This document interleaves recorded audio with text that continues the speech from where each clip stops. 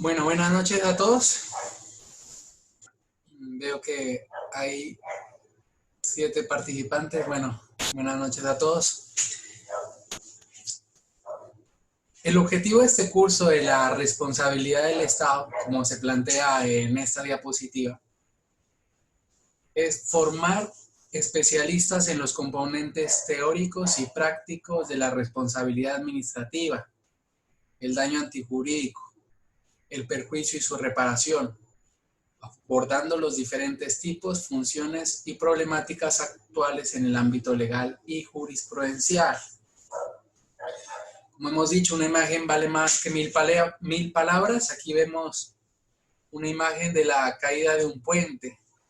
Ese es el hecho dañino, la caída del puente, con lo cual genera daños antijurídicos. Aquí vemos los daños, la colisión, el daño de los vehículos.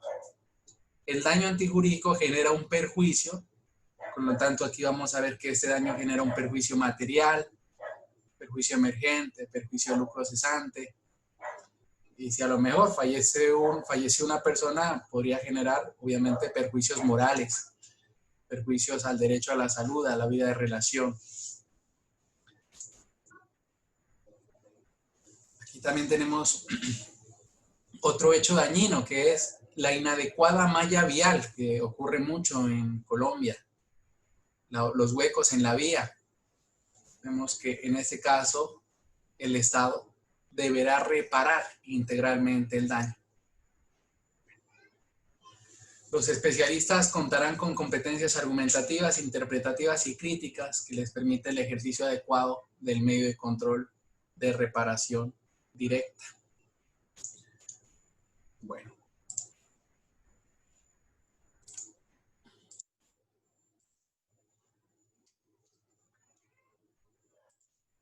El día de hoy nos vamos a centrar en diferente jurisprudencia sobre la responsabilidad del Estado. Vamos a recordar que decíamos en primera clase que lo más importante de la responsabilidad del Estado es la presencia del daño antijurídico. Daño antijurídico entendido como la lesión a un interés jurídicamente tutelado. Ya decíamos que el derecho no solamente protege derechos, facultades, sino intereses legítimos. Lo que el daño vulnera, el derecho lo protege, el derecho lo tutela. El daño es la lesión a un interés jurídicamente tutelado que la víctima no está en la obligación legal de soportarlo, o como aquel que causa un detrimento patrimonial que carece de título jurídico válido y excede el conjunto de cargas que normalmente debe soportar un individuo. Una definición más de lo que es el daño antijurídico. Los títulos de imputación, ya que decíamos en la clase previa que los elementos son 3, pero daño antijurídico, acción u omisión y nexo causal. Otra cosa es las etapas de la responsabilidad, lo cual es el daño antijurídico, la imputación del daño y el deber de reparar integralmente el daño. Otro tema dentro de la responsabilidad del Estado es los títulos de responsabilidad o la imputación del daño, regímenes o títulos de imputación. Los títulos de la responsabilidad son 2. La falla en el servicio y la responsabilidad objetiva. La responsabilidad subjetiva y la responsabilidad objetiva. En derecho administrativo, en responsabilidad del Estado se presentan las 2. Porque, por ejemplo, en temas, por regla general, en derecho penal, dicen los penalistas, está proscrito, está prohibida la responsabilidad objetiva. Claro, para ser responsable una persona hay que demostrar la culpa grave o el dolo, la culpa. Hay que probar la culpa, la negligencia, la imprudencia. En administrativo encontramos tanto la responsabilidad objetiva y la responsabilidad subjetiva. La responsabilidad subjetiva con culpa, esta responsabilidad subjetiva conocida en derecho administrativo como la falla en el servicio o la falla del servicio, es el quebramiento de una obligación que está a cargo del Estado. El quebramiento de una obligación constitucional, una obligación legal, una obligación reglamentaria o una obligación incluso internacional. Cuando el Estado no cumple sus obligaciones, hay que indicar que el Estado tiene un gran contenido obligacional. El Estado colombiano ha asumido obligaciones internacionales e internas. Si el Estado no cumple esas obligaciones, ya se presenta una falla en el servicio. La falla en el servicio, la jurisprudencia, y esto también viene del derecho civil, se ha dividido en dos, en falla probada y falla presunta. Falla probada es el régimen general, es la regla general, hay que probar el daño. La regla general está en el artículo 167 del Código General del Proceso, que indica, incumbe a las partes probar el supuesto de hechos que demandan. En este caso, incumbe al demandante probar el daño antijurídico. Esa es la regla general. Pero hay una excepción y es la falla presunta, aplicable sobre todo en temas de responsabilidad médica, aplicable en responsabilidad administrativa ambiental, en la cual se presume el daño. Se presume la falla y en este caso el demandado tendrá que probar todo lo contrario. Se aligera la carga de la prueba. La carga de la prueba es aquella prueba, no es una obligación ni es un deber, pero es una carga que se la lleva al juez para que el juez valore la prueba. Recordemos que la prueba tiene una vida, ¿no? Y primero la prueba se solicita o se anexa al expediente, al proceso. Es el juez que decreta la prueba. Primero la prueba se solicita o se anexa, el juez la decreta. Después se recauda la prueba, después se valora la prueba y la prueba se motiva en la sentencia. En la falla presunta, que es el régimen excepcional, se aligera la prueba, la carga de la prueba se traslada del demandante al demandado. Es el demandado el que tiene que probar que actuó bien. Ejemplo también sucede en los casos de responsabilidad civil por productos defectuosos. En este caso, si el producto defectuoso genera un daño, un perjuicio a una persona, el fabricante debe probar todo lo contrario. Para eximirse de responsabilidad será en este caso el fabricante que debe probar que no es su culpa, que no se generó por la negligencia, por la imprudencia, por la falta de diseño, en fin. Responsabilidad objetiva la vemos mucho también en tema de administrativo ambiental, en la cual las obligaciones son de resultado. La vemos también en materia médica. Por regla general, los médicos, su obligación es de medios, así como los abogados. Un abogado no lo van a condenar porque pierde un proceso, pero el abogado tendrá que utilizar los medios que tiene en su poder. El médico, por regla general, la obligación de los médicos es una obligación de medios, más no de resultados. Pero la jurisprudencia ya ha reconocido que en tratándose de cirugías estéticas, de obstetricia, de ginecología, la responsabilidad es objetiva. Porque ya es una obligación de resultado, en tanto es una cirugía estética. Con el paciente, en esa relación médico-paciente han llegado a un resultado. Y si no se llega a ese resultado que previamente se consintió, habría una responsabilidad por error en el resultado. Vamos a ver diferentes jurisprudencias que nos van a llegar a estos conceptos. Los elementos de la falla en el servicio de la responsabilidad subjetiva estatal es primero la acción u omisión de la administración, la ocurrencia del daño antijurídico y el nexo causal. Los elementos clásicos que ya hemos visto. En cuanto a la responsabilidad objetiva, lo que merma es la culpa, no se debe probar la culpa. Se presume que se presume la culpa de la administración. Vamos a ver unos ejemplos, varios ejemplos traídos de las sentencias del Consejo de Estado, como pueden ser, por ejemplo, titula el ámbito jurídico: daños ocasionados por agentes estatales fuera del servicio pueden generar responsabilidad del Estado. Sentencia del Consejo de Estado de la sección tercera Magistrada ponente Marta Nubia Velázquez, de marzo 8 del 2017, reciente. Y esto ya ha dejado claro el Consejo de Estado, porque antes, hace muchos años, había esa dicotomía, había esa gran duda. Se decía, es responsable el Estado cuando el agente estatal, dígase policía, militar, actúa dentro del servicio, actúa en el cumplimiento de sus funciones. Y anteriormente, en otra época, decía, si el daño antijurídico se genera por fuera del servicio, por fuera de las funciones, no es responsable la administración pública.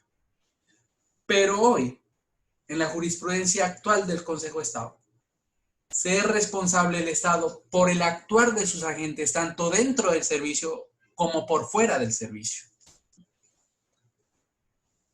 Cuando un agente estatal produce un hecho dañoso en horas fuera del servicio, antes se decía no habría lugar a responsabilidad, dado que no existía un nexo causal. Pero eso ha ido cambiando en interpretación bajo lo que ha denominado el Consejo de Estado culpa in vigilando y culpa in vigilando. La administración tiene entonces culpa en elegir mal a sus funcionarios y en vigilar mal a sus funcionarios. Es el caso, por ejemplo, un policía salió a rumbear una noche, fue a recoger a su amiga y se llevó el arma de dotación oficial. Estaban bailando en una discoteca y esta mujer, que era muy atractiva, llamaba mucho la atención de los hombres.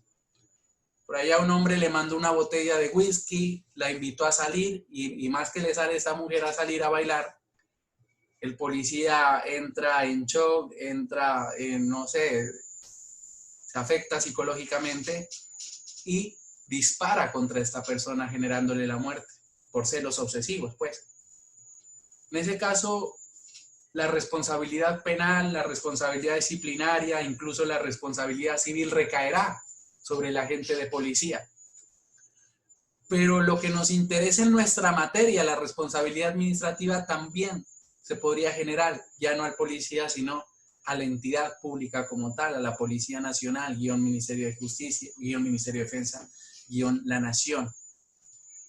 Entonces, hoy en día ya hay la responsabilidad administrativa por el actuar de los agentes del Estado, tanto dentro del servicio como por fuera del servicio.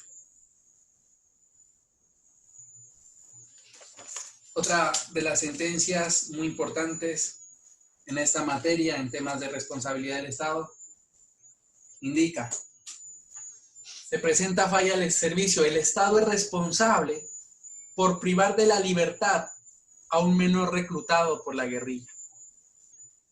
¿Cuántas veces los grupos organizados al margen de la ley, llámese FARC, ELN, paramilitares, reclutan menores? Reclutan menores de edad, y en ese caso, por el daño antijurídico, por ese reclutamiento forzado, es condenado el Estado colombiano. La privación de la libertad de un menor por un grupo organizado al margen de la ley, sentencia del Consejo de Estado de Guillermo Sánchez Luque, sentencia de julio 7 del 2016. Fin. Vamos a detenernos en una sentencia hoy, varias sentencias, hoy vamos a ver por lo menos varios precedentes judiciales en esta materia.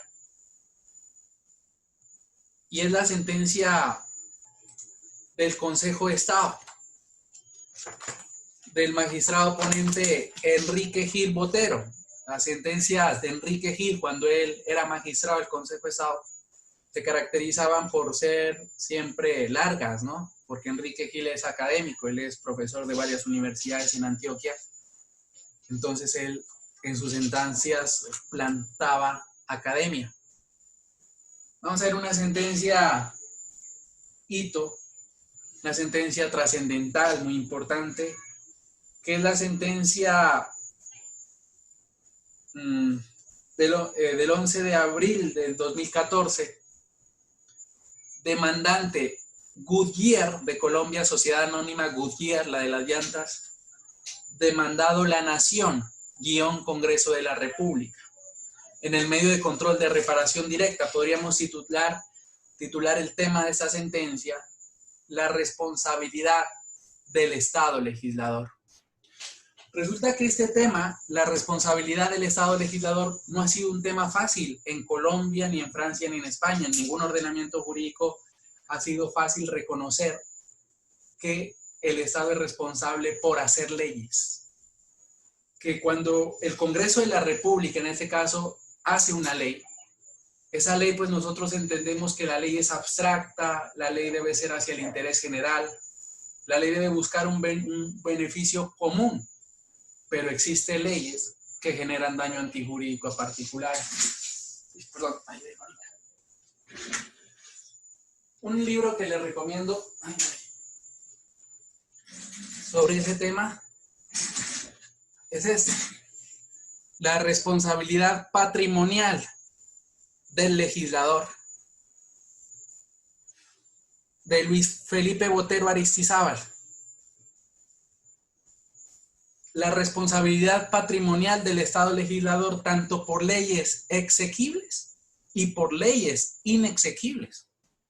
La responsabilidad del Estado legislador por leyes conforme a la Constitución política, que es difícil, y claro, responsabilidad del Estado por leyes declaradas inconstitucionales por la Corte Constitucional. El tema no ha sido fácil en el derecho comparado.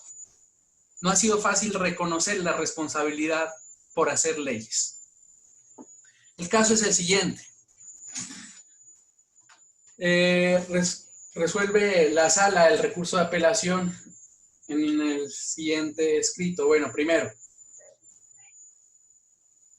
el 10 de enero de 2003, la Sociedad Goodyear de Colombia solicitó que se declare patrimonialmente responsable a la Nación - Congreso de la República por la expedición y aplicación de la Ley 633 del año 2000.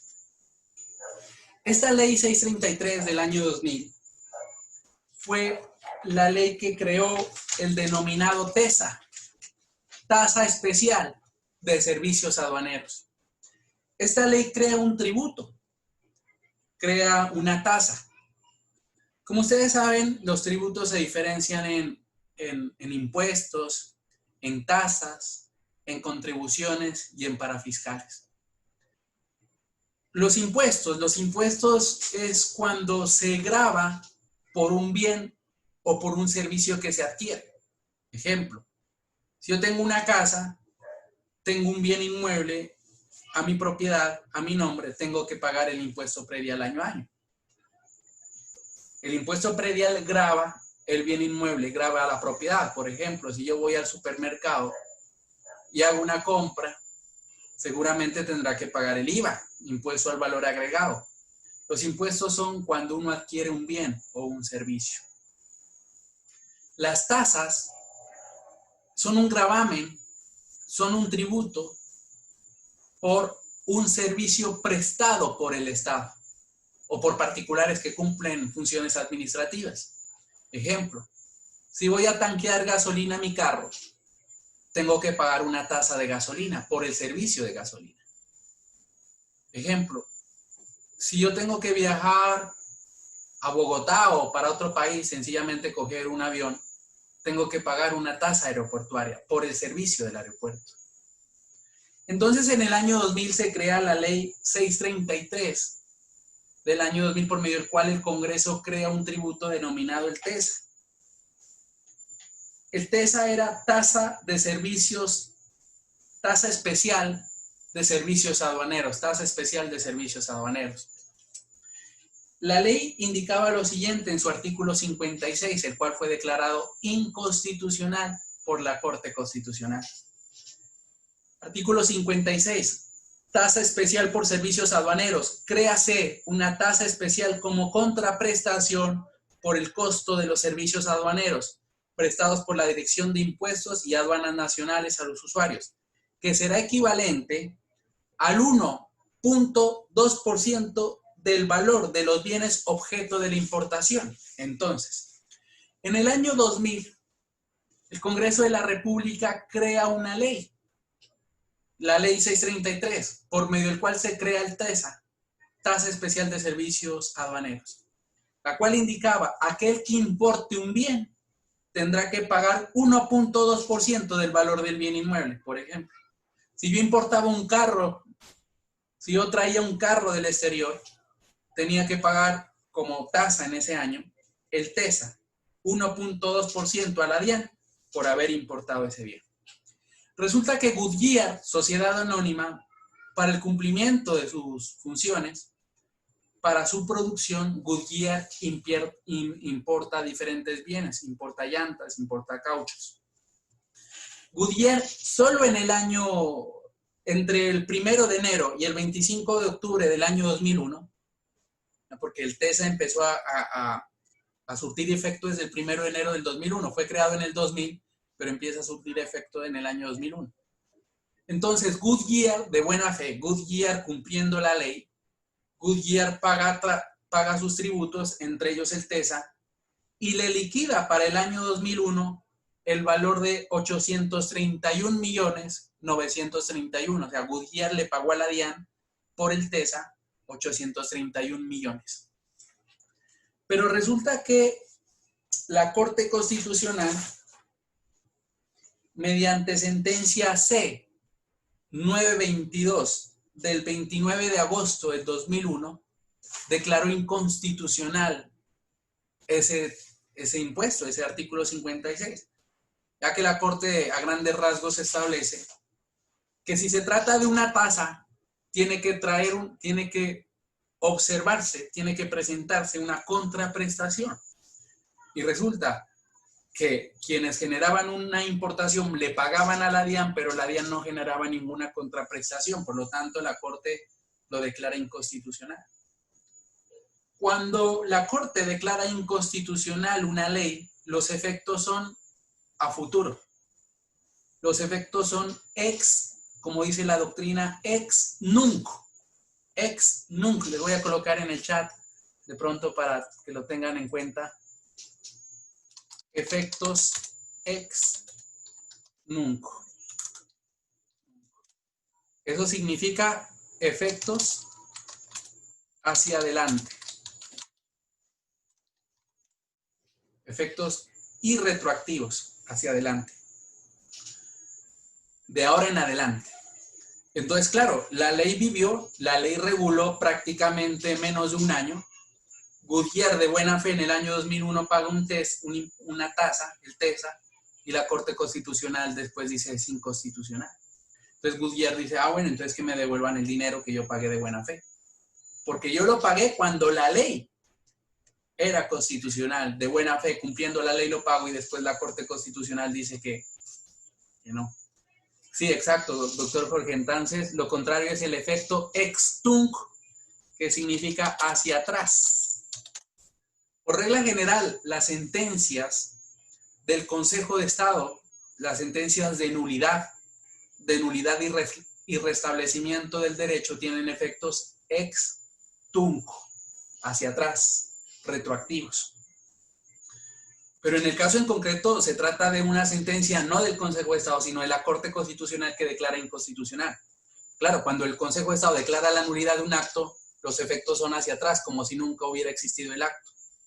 Pero en el caso en concreto, los efectos son hacia adelante. Goodyear demanda, en este caso, Goodyear demanda a la nación-DIAN. En ese caso, el Consejo de Estado le dice, no, a la DIAN no es, sino debe demandar Nación-Congreso de la República. Pero por el hecho de que demanda mal a una entidad, no le genera que se afecte sus derechos, le reconocen los derechos, ya vamos a ver. La responsabilidad del Estado por hacer leyes, en general, hace muchos años, digamos, no era lo normal generar un tipo de responsabilidad.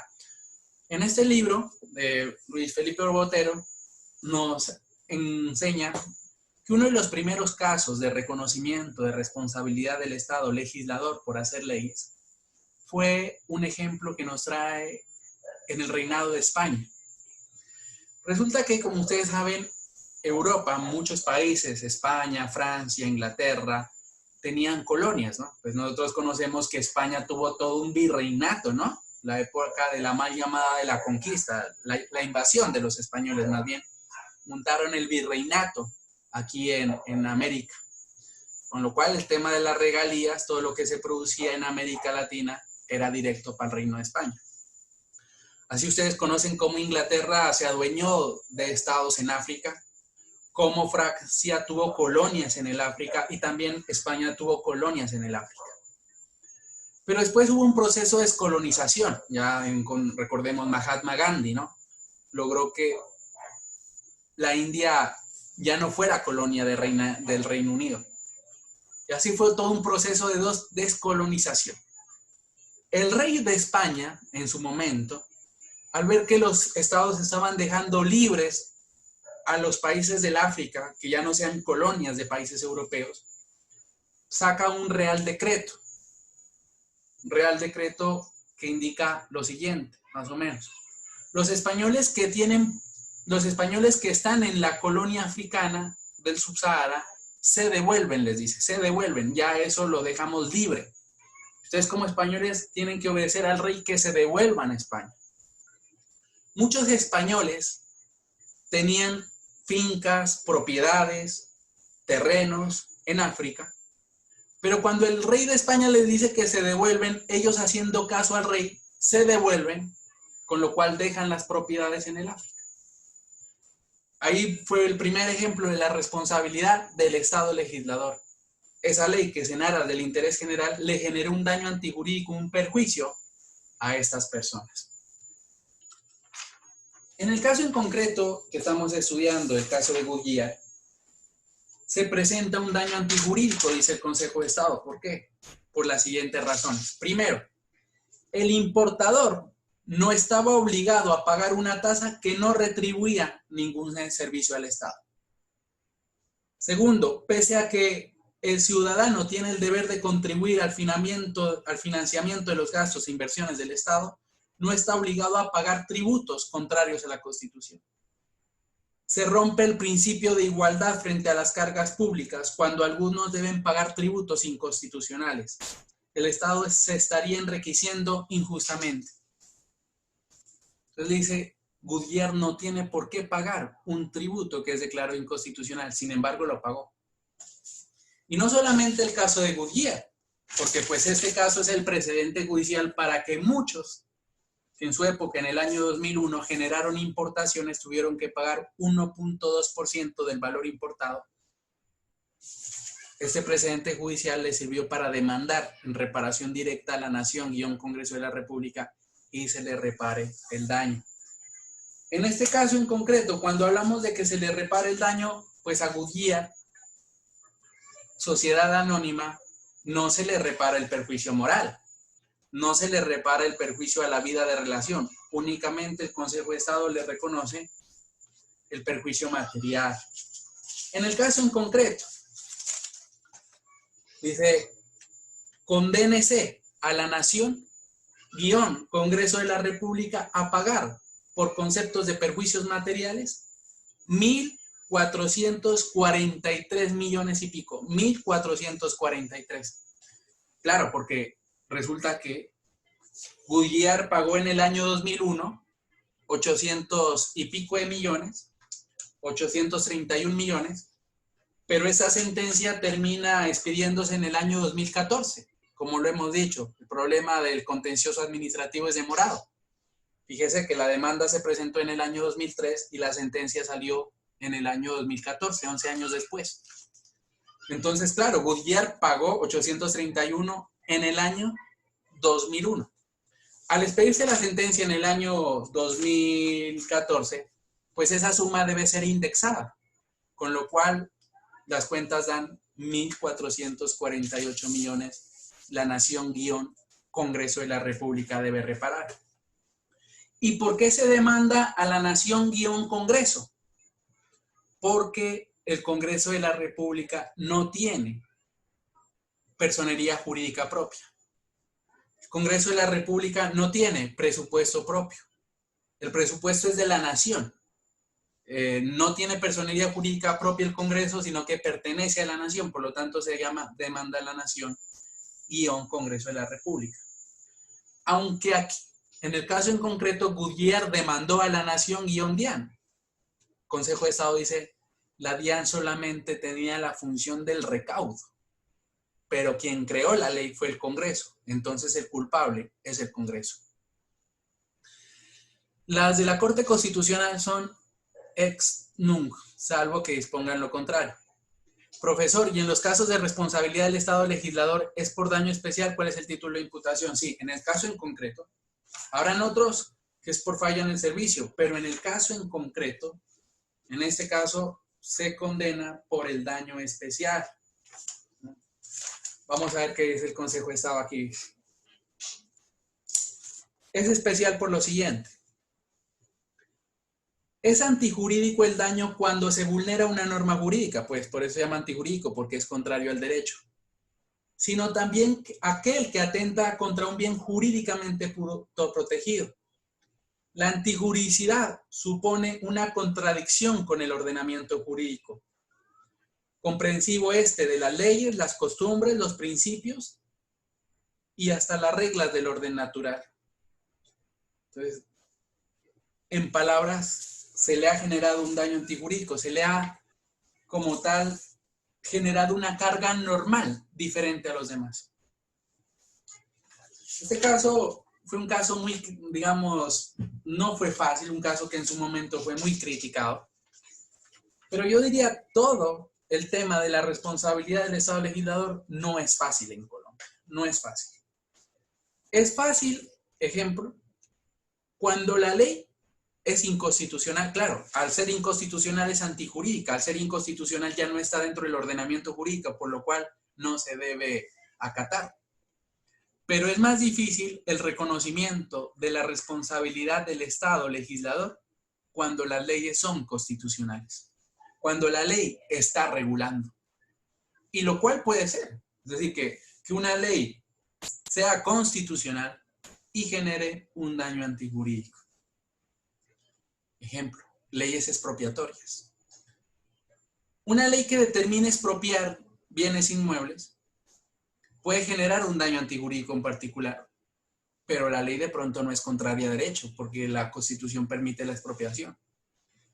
Puede existir leyes que en aras del interés general generen un perjuicio en particular. Con ello, se deberá también reparar. Un momento.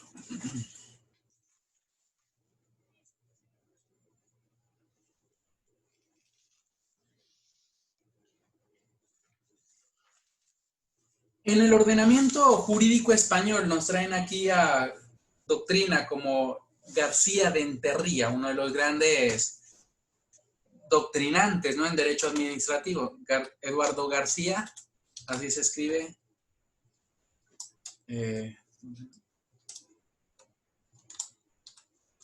Enterría.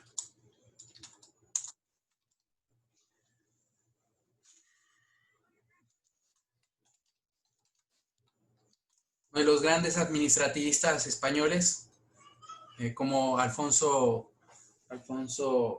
Luciano Parejo, también García de Enterría. García de Enterría, su doctrina, su libro de Derecho Administrativo, no es conforme o, digamos, su interpretación es contraria. Dice que el legislador no es responsable. No es responsable porque las leyes se hacen con, entre comillas, técnica legislativa. Pero, no sé, en Colombia no le veo tanta técnica legislativa porque pues en Colombia tenemos congresistas como el bachiller Macías, ¿no? Que no ha pisado una universidad, pero hace leyes. En Colombia tenemos congresistas como actores de televisión, exmodelos, en fin. Exdeportistas que no son abogados o que no han tenido estudios universitarios. Por eso nos enseña Francesco Carneluti en cómo nace el derecho. Francesco Carneluti dice: el derecho nace con la ley. Y la ley dice Francesco Carneluti, la hace obreros que no son preparados, para ser aplicada por obreros preparados. Entonces, ¿a quién hace relación García Rentería? Digo, se me fue.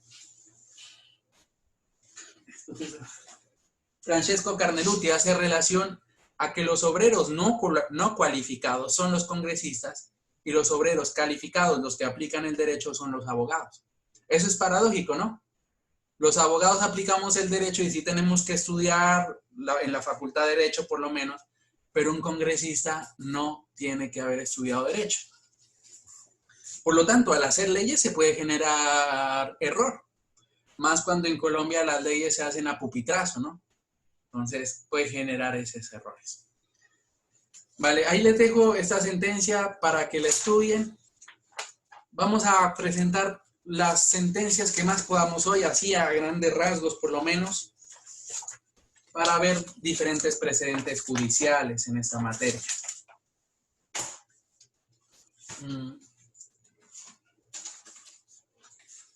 Una de las sentencias muy importantes, sobre todo en temas de falsos positivos, lo que en Colombia se ha conocido como falsos positivos, lo que se ha denominado por el Consejo de Estado la ejecución extrajudicial.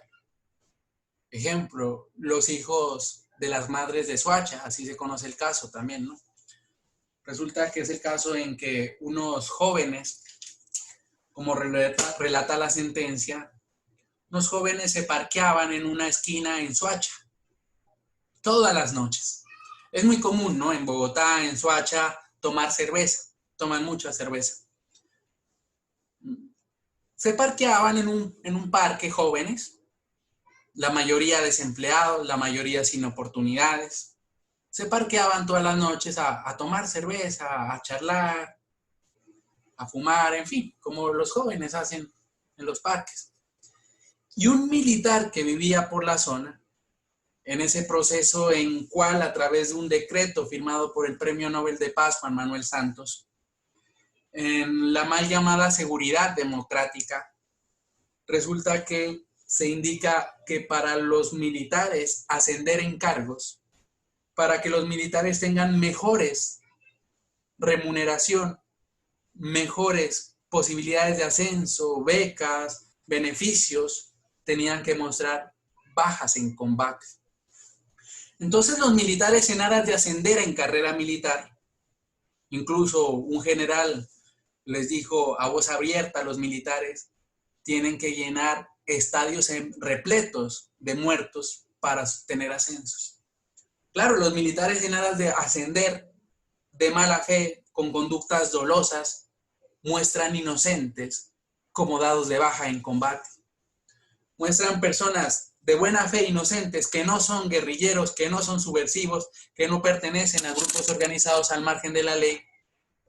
Los disfrazan, les ponen un camuflado y los ejecutan, ¿no? Ese era el modus operandi, ¿no?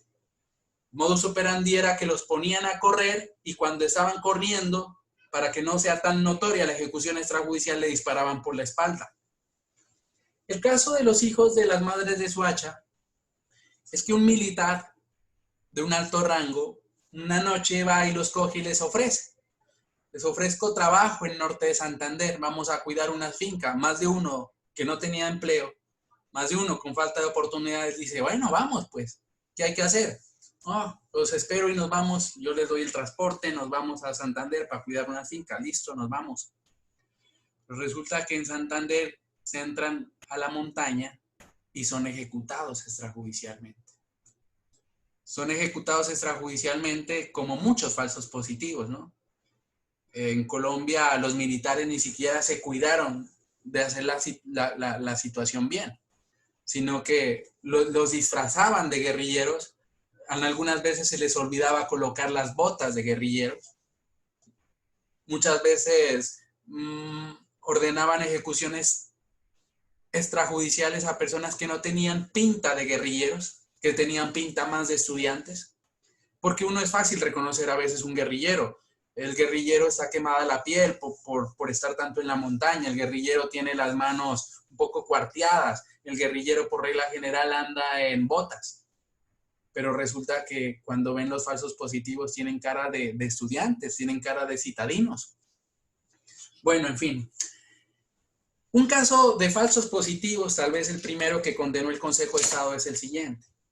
Sentencia del 6 de diciembre del 2013, magistrado ponente Ramiro de Jesús Pasos Guerrero, en acción de repetición. Es el caso de un campesino que muere en Yarumal, Antioquia. Como nos relata el caso, es el señor Luis Alfonso Jaramillo, quien fue asesinado por soldados del batallón de infantería que operaban en la zona rural de Yarumal, Antioquia, y su cuerpo fue vestido con prendas de uso militar. Yarumal, Antioquia, pues, ya se conoce por la historia de Colombia que en Yarumal, Antioquia, había un grupo paramilitar muy fuerte, el de los 12 apóstoles, ¿no? ¿Que lo creó quién? El hermano del innombrable, ¿no? El hermano del presidente eterno, pues, el hermano Uribe, ¿no? Todo fue a las espaldas del presidente eterno. No se dio cuenta que su hermano había creado un grupo paramilitar denominado los 12 apóstoles. Sí, el tocayo mío, el innombrable Álvaro Uribe. Esa persona que mejor diría, como se les dice a los paramilitares, como se les dice a los guerrilleros, desmovilícese. Viejo, desmovilízate allá. Viejo, ¿por qué no te vas a vivir con tus nietos? ¿Por qué no se va a vivir? Uno siendo bien viejo, ¿no? Uno ya con más de 70 años, pues, con más de 60 y pico de años, no sé cuántos tenga el viejo. A esa edad ya es bueno disfrutar la pensión, ¿no? A esa edad ya es bueno como ir a disfrutar de los nietos, que es bendecido que tiene nietos. ¿Por qué no se desmoviliza y se va a disfrutar de los nietos? Nos hace un beneficio a los colombianos. Por lo menos que se desmovilice, por lo menos que, ¿por qué no se acoge a la JEP? Le diría yo, para que tenga beneficios, que diga la verdad. Bueno, vale, entonces, la muerte de personas civiles por parte de los miembros de la fuerza pública y su posterior presentación ante las autoridades como supuestos subversivos caídos en combate. En el caso en concreto del señor Jaramillo, Luis Alfonso Jaramillo, nos relata la sentencia que el señor estaba en búsqueda de un sabueso, de un perro cazador. Le estaba cazando con unos perros y el perro se le desapareció. Entonces esta persona que quería a su perrito, prácticamente como lo relata en la sentencia, estuvo todo el día buscando al perro por las montañas. Y incluso les pregunta a los militares que los ven en las montañas, miren, ¿no han visto a mi perrito? ¿Cómo es? Tal. No, no lo hemos visto. Siga buscando. Y después los militares dicen, ¿por qué no lo disfrazamos? Venga, porque como que por acá está el perro, lo ayudamos a buscar. Y él se va con los militares.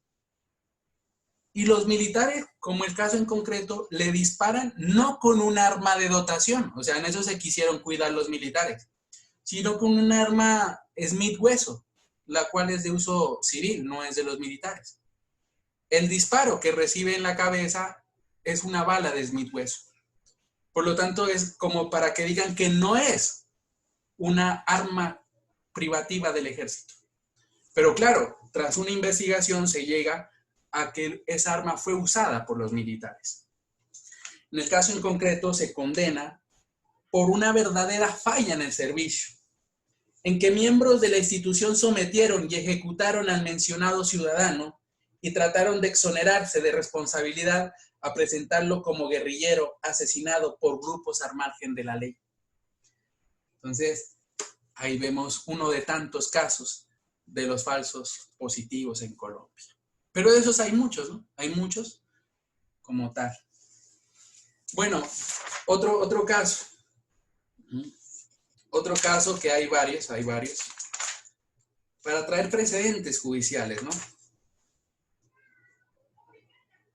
El caso, porque recuerden que el artículo 140 que estudiábamos en la anterior clase, dice, el Estado responderá, entre otras cosas, cuando el daño antijurídico sea producto de una acción, de una omisión, de una ocupación temporal, por trabajos públicos o por cualquier otra causa.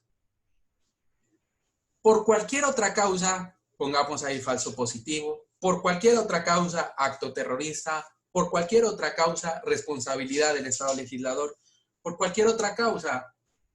Responsabilidad del Estado por ahogamiento de un estudiante bachiller. Resulta que en Caldas, en el departamento de Caldas, unos estudiantes de un colegio público de Chinchiná están en grado 11. Como ustedes saben, cuando uno está en 11 tienen que hacer, en mi época se llamaba horas de alfabetización, hoy se llama horas sociales, horas de trabajo social, en fin. Entonces unos muchachos de 11, jóvenes entre 16 y 17 años, se van a hacer unas obras sociales. En últimas fueron a sembrar unos árboles, como esa era sus horas que tenían que cumplir, horas sociales. Y el 26 de octubre de 1996, el menor Edwin Ramiro Tovar Otálvaro murió por ahogamiento en el río Sonsón. Cuando regresaba de realizar la práctica de servicio social educativo obligatorio, requisito exigido para el título de bachiller, durante el recorrido fueron acompañados por algunos profesores, pero al regreso los estudiantes no contaron con la presencia del docente y se generó el ahogamiento. ¿Qué pasó? Se fueron los estudiantes a hacer sus horas de alfabetización, sus horas de práctica de servicio social. Estuvieron ahí haciendo sus horas y ya van de regreso a Chinchiná. Cuando uno de estos, pues ustedes saben que los jóvenes son inquietos, dice: profesor, nosotros nos quedamos aquí en el río Sonsón, nos vamos a pegar un baño y ya llegamos. Y el profesor como que no lo ve como malo, dice: bueno, nos vemos el lunes en clases. Listo, chao. Resulta que este muchacho va caminando por el río Sonsón entre las piedras, se resbala en una piedra, se golpea con una piedra y se ahoga. En el caso en concreto, el problema jurídico a resolver por parte del Consejo de Estado es quién es responsable frente a la muerte de ese menor. Y termina condenando, en este caso, a la alcaldía a la cual está adscrito el colegio, la institución pública educativa, por la falta de protección, porque dice el Consejo de Estado, fue contraria a la posición de garante. En este caso, la posición de garante la tenían los profesores. No quiere decir que la responsabilidad es del docente, no, porque él no tuvo culpa grave, ni dolo, ni nada de eso. Pero sí es responsable en este caso el municipio al cual la institución educativa está adscrita. Indica lo siguiente: el título de responsabilidad, el título de imputación por la excelencia es la falla en el servicio. En el caso en concreto se presenta falla en el servicio. Por el desconocimiento. ¿Cuál fue la falla? El desconocimiento del deber de custodia y cuidado que debe tener el establecimiento sobre los menores. En Cali se presentaron muchos casos de esos, muchos, pero en cantidad. En Cali se han presentado varios casos porque, pues, ustedes saben, Cali es una ciudad de temperatura alta. Cali tenemos una ciudad que es bañada por ríos. Está un río muy bonito, que es el río Pance, el río Meléndez, el río Cañaveradejo, en fin, el río Cali, que cuando en su nacimiento, en los farallones de Cali, son agua manantial. Pues ustedes saben, el paseo de olla es muy costumbre aquí ir al río Pance.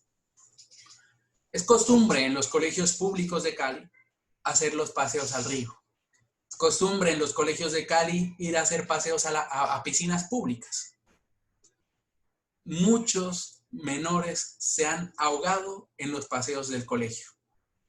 Incluso, como relata el Consejo de Estado en esta sentencia, los padres del menor dan permiso. O sea, muchas veces los colegios se quieren cuidar y dicen: señores padres, firmen el permiso a sus hijos, y dice el permiso, formato del colegio: se exonera al colegio de responsabilidad si llega a pasar un daño o algún evento desastroso, en fin. Y los padres firman incluso. Firman que vaya el paseo, no pasa nada. Y se presenta el ahogamiento. Recuerden, aquí en Cali se presentó un caso en el Hotel Intercontinental, uno de los hoteles más importantes y más emblemáticos que tiene la ciudad, el Hotel Intercontinental.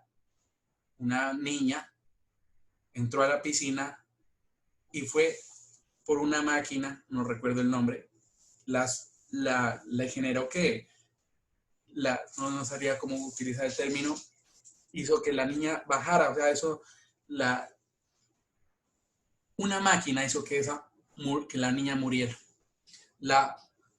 Como diría, la succionó, esa es la palabra, la succionó, una niña de 5 años. Por eso en Colombia fue necesario, por no solo ese caso, varios casos, sobre todo presentados en Cali, la ley de piscinas. Una de las leyes que no se cumple en Colombia, pero así se llama, ley de piscinas, que regula el uso de piscinas.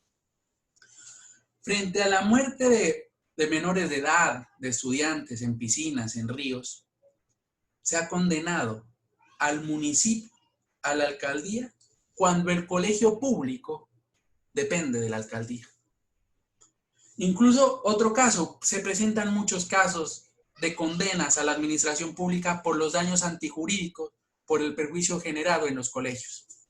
Es el caso del colegio El INEM de Bogotá, un colegio que está en Ciudad Kennedy, colegio donde hay estudiantes de estrato por regla general 1, 2, 3. En este colegio, un muchacho, un joven, ingresa a un arma cortopulsante y en una riña, en una pelea con otro muchacho, le da una puñalada y lo mata. En ese caso, nosotros no nos detenemos a hablar de la responsabilidad penal, de la responsabilidad civil, pero sí de la responsabilidad administrativa. En ese caso se condena al Distrito de Bogotá, guión Secretaría de Educación, porque el colegio está adscrito a esa alcaldía. Diferente sería que los daños se presenten en colegios privados, pues ahí no tiene nada que ver la alcaldía, se tendrá que demandar en responsabilidad civil extracontractual del colegio. Uno de los casos también nuevos del Consejo de Estado es algo muy notable, es algo como que uno lo ve normal en los colegios, pero puede generar un daño. Los muchachos son, como ustedes saben, son muy inquietos, están en su época, es lo normal. Y algo que siempre hacen los muchachos, yo lo veo incluso en la universidad. Un muchacho está anotando, está juicioso y llega otro dado de vivo y le hace así contra el pupitre. Lo baja. Resulta que el pupitre tenía una astilla salida, esos pupitres que uno encuentra en las instituciones educativas, que no son pupitres, ya son pupitres viejos, dañados, deteriorados. Claro, el muchacho sin querer, sin intención, sin dolo, simplemente por juego, simplemente por recocha, le hace así. Y cuando le hace así, el menor pierde un ojo. Entonces ahí se genera un daño antijurídico, con lo cual un perjuicio material e inmaterial. Y en ese caso no nos detenemos a hablar de la responsabilidad de los padres, de la responsabilidad civil, de la responsabilidad penal, no. De la responsabilidad administrativa en la cual se condena a la alcaldía a la cual pertenece ese colegio. Entonces, muchos casos en eso se presentan.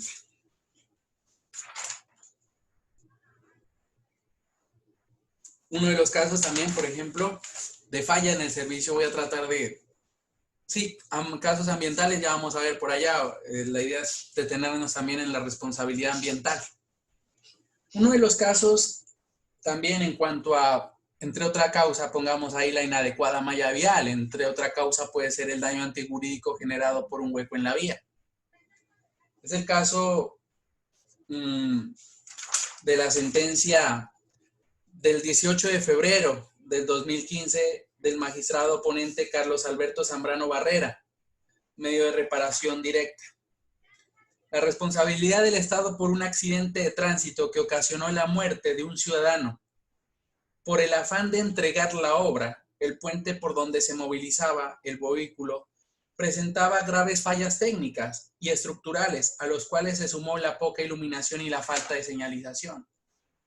Resulta que el señor Luis Alejandro Suárez Copete fallece en 1999 a causa de las lesiones sufridas por un accidente de tránsito cuando el vehículo en que se movilizaba en Bogotá salió de la vía, salió del puente y cayó al vacío desde el puente de la autopista norte con avenida Ciudad de Quito en Bogotá.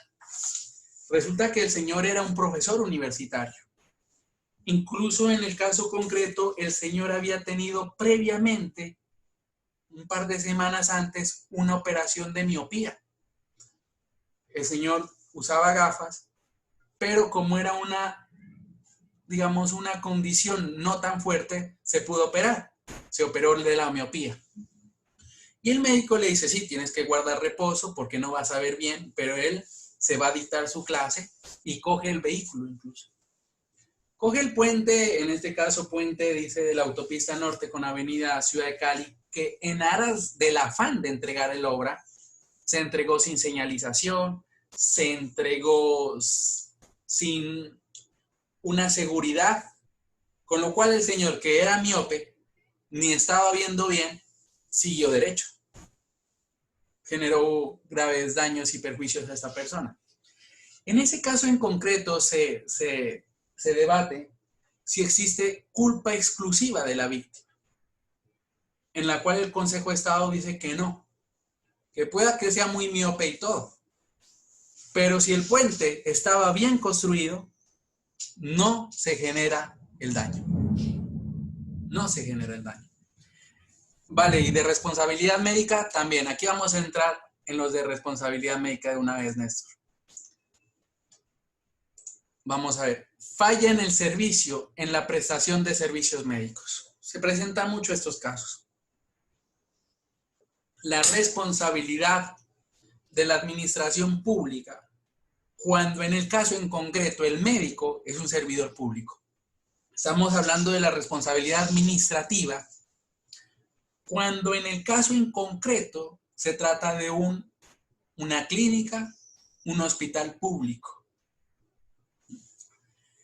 Primero, en cuanto a la responsabilidad médica, se presenta tanto la responsabilidad objetiva como la responsabilidad subjetiva, pero la regla general es la subjetiva, porque los médicos responden por medios, más no por resultados. Ejemplo, si hoy se muere una persona de coronavirus, el médico no es responsable. ¿Por qué va a ser responsable? El médico tiene que utilizar todos los medios que tiene a su disposición. No puede garantizar el resultado, no puede garantizar que va a salvar la vida.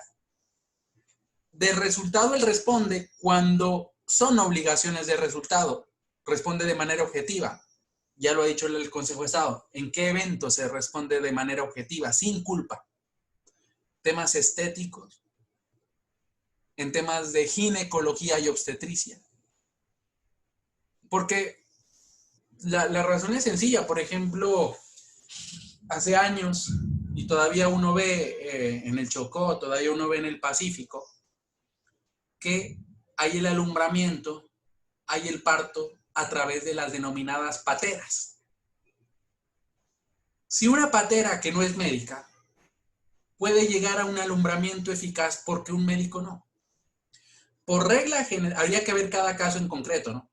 Pero por regla general, las mujeres vienen, por regla general, habría que ver cada caso en concreto, pero por regla general, la mujer viene óptima para traer un bebé al mundo en estado óptimo. No tiene por qué morir. Por eso ha dicho de responsabilidad objetiva, a menos que sea un embarazo de alto riesgo. Si la mujer tiene problemas prenatales, es de alto riesgo, ahí no podemos generarle responsabilidad objetiva al médico. Pero si la mujer no tiene problemas de riesgo de embarazo y se le genera la muerte, hay una responsabilidad objetiva, en este caso frente a la entidad pública, al hospital.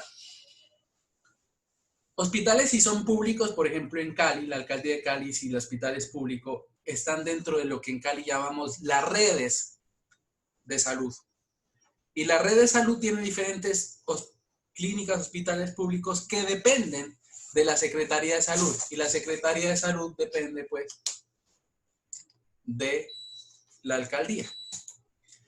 La falla en el servicio, que es la regla general en prestación de servicios médicos, se puede presentar por varias causas. Una de ellas, desconocimiento de la técnica médica. Desconocimiento del derecho de los pacientes. Falta de prudencia. Falta de prudencia.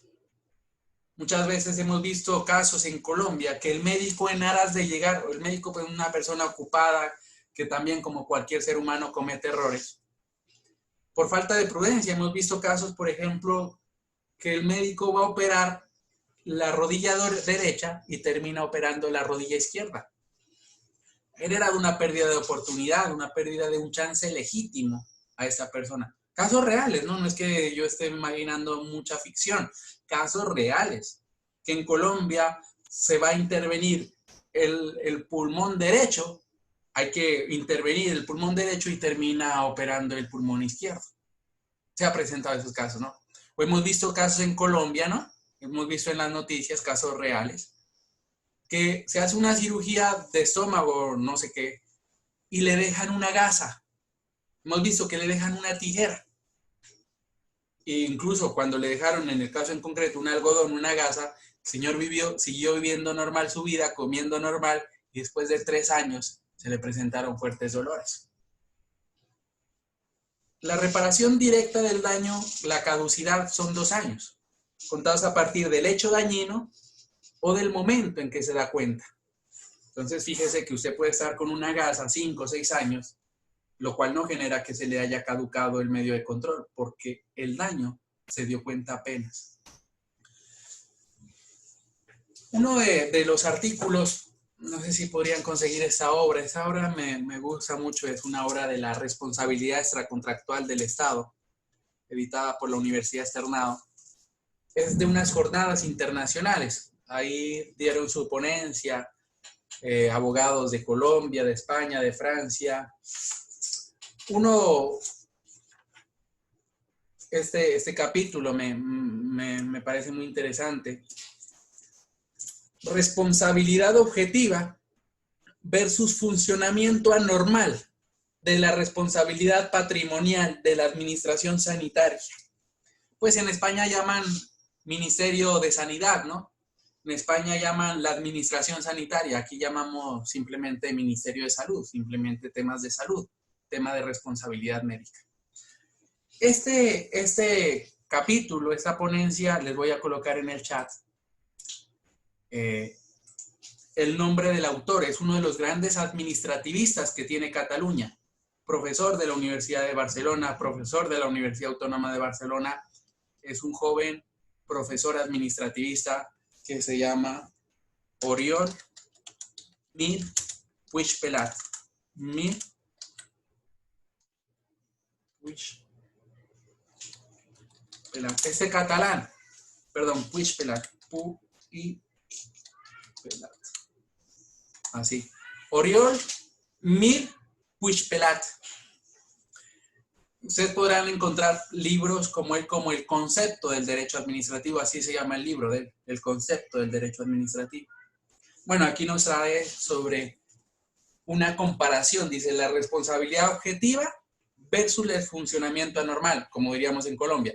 La responsabilidad objetiva versus la falla en el servicio en responsabilidad médica. En este caso, trae muchas sentencias, sobre todo en España. Voy a responderles aquí el chat, ¿no? A ver qué están indicando. ¿Puede responder ambos? Bueno.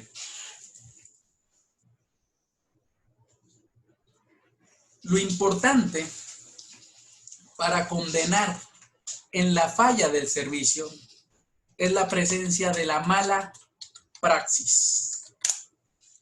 Hay que probar en la falla del servicio la mala práctica del médico. Los profesionales de la salud tienen lo que ellos llaman unos protocolos médicos, lo que llamarían un paso a paso. Está regulado el protocolo de la operación tal, de la cirugía tal, todo eso tienen unos pasos en la doctrina médica.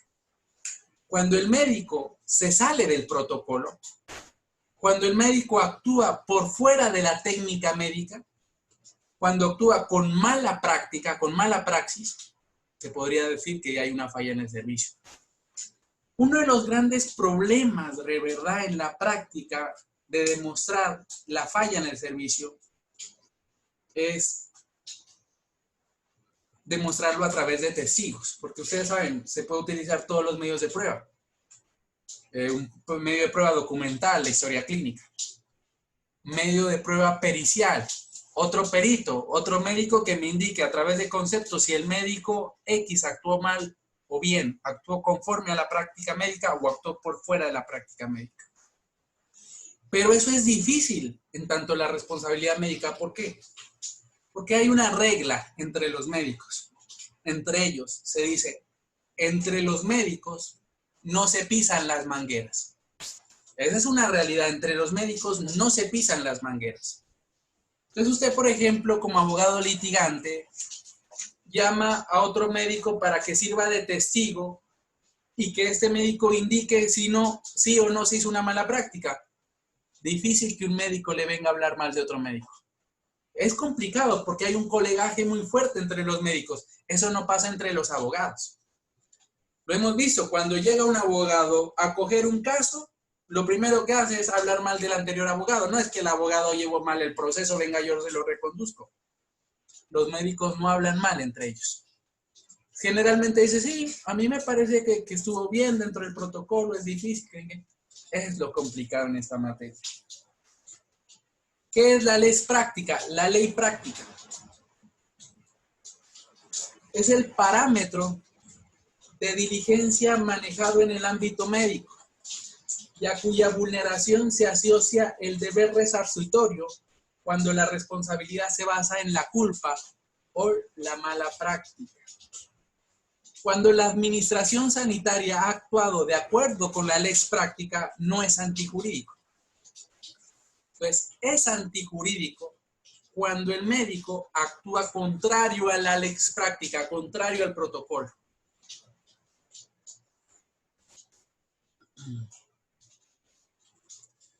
Falla presunta. Falla presunta del servicio médico. El Consejo de Estado, digamos que ha girado, o sea, no ha sido pacífico las sentencias en cuanto a la responsabilidad médica. Primero era la falla probada, habría que probar el daño, había que probar la mala praxis.